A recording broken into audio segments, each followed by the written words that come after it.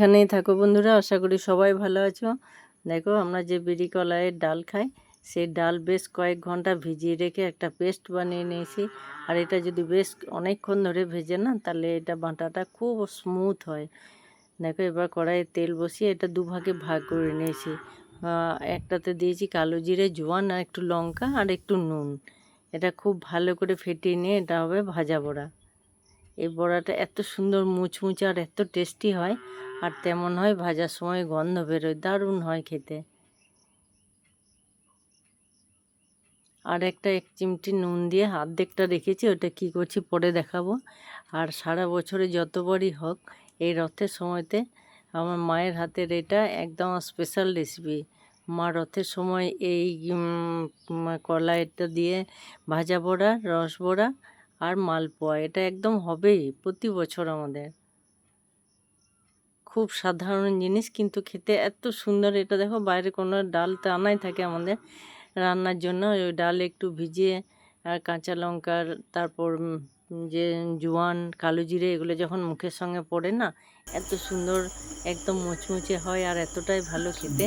ওইগুলো ভাজা করে নিলাম। আর দেখো, আরেকটা বাটিতে যেটা রেখেছিলাম, তাতে 1 চিমটি নুন নিয়ে বেশ অনেকক্ষণ ধরে ফেটিয়ে নিয়ে যখন একদম হালকা লাগছে হাতে, তখন এটা, আর এটা ভাজাটা কিন্তু একটু সাদা সাদা হবে। তেলটা গরম করে মাঝারি আঁচে একটু সাদা সাদা হবে।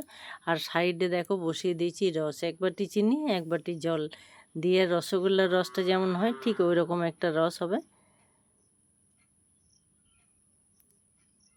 আমরা তো এভাবে দই বড়া খেয়েছি অনেকবার, অনেকেরই জানা, কিন্তু এটা রস বড়াটা একবার বানিয়ে দেখো, এত সুন্দর লাগে না খেতে।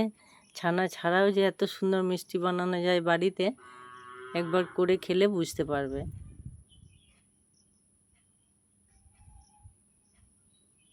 দেখো, একটু হালকা হালকা ভাজা হবে, বেশি লাল হলে এটা ভালো লাগে না।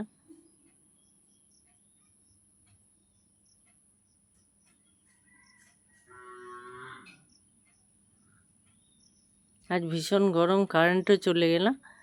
আর কারেন্ট চলে গেলে একদম ভালো লাগে না, আবছা আবছা অন্ধকারে।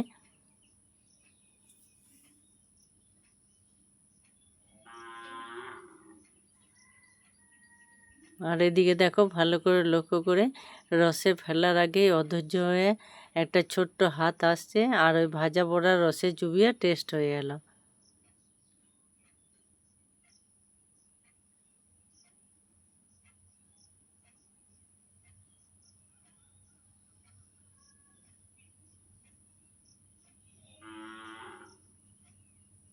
একটু ধৈর্য ধরে মাঝারি আঁচে ভাজলে একদম ভেতর অবধি খুব সুন্দর ভাজা যায়, আর তারপর ভেতরে যে রস ঢুকে যায় না, দারুণ লাগে খেতে।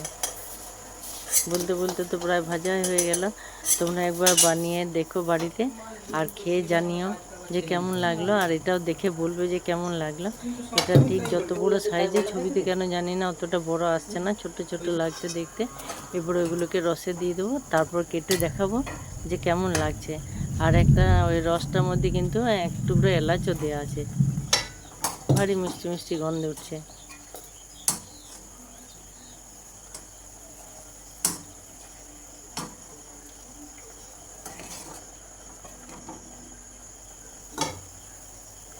এটা একদিন রেখে দিলে আরও সুন্দর মোটা মোটা বড় বড় হয়।